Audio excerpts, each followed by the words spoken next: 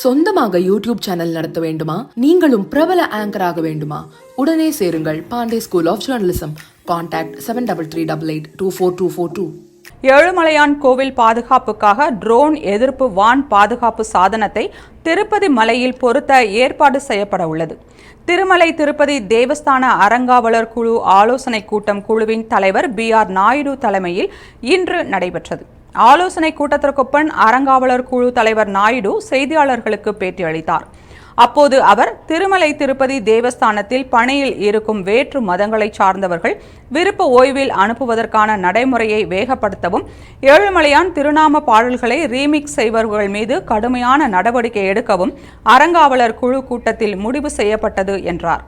மேலும் ஏழுமலையான் கோவில் பாதுகாப்பிற்காக ட்ரோன் எதிர்ப்பு வான் பாதுகாப்பு அமைப்பை திருப்பதி மலையில் அமைக்க தேவையான ஏற்பாடுகளை செய்வது உள்ளிட்ட பல்வேறு முடிவுகள் மேற்கொள்ளப்பட்டன என்றும் கூறினார்.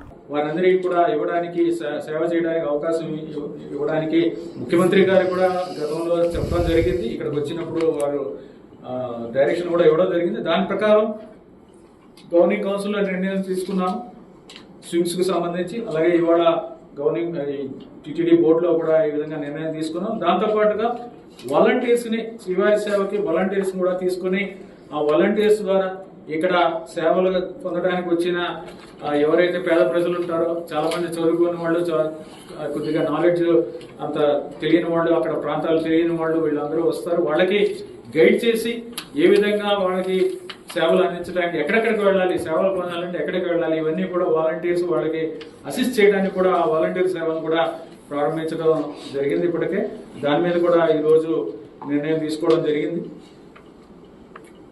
అన్ని మతస్థులని బదిలీ చేయాలనేది టిటిడి బోర్డు ఇప్పటికే నిర్ణయం చేయడం జరిగింది. ఇప్పటిదాకా 29 మంది అన్ని మతస్థులు ఇక్కడ నాన్ హిందూస్ టిటిడిలో పనిచేయడం జరుగుతుంది. వీరందరినీ కూడా గవర్నమెంట్ కి మేము వేరే డిపార్ట్మెంట్స్ పంపి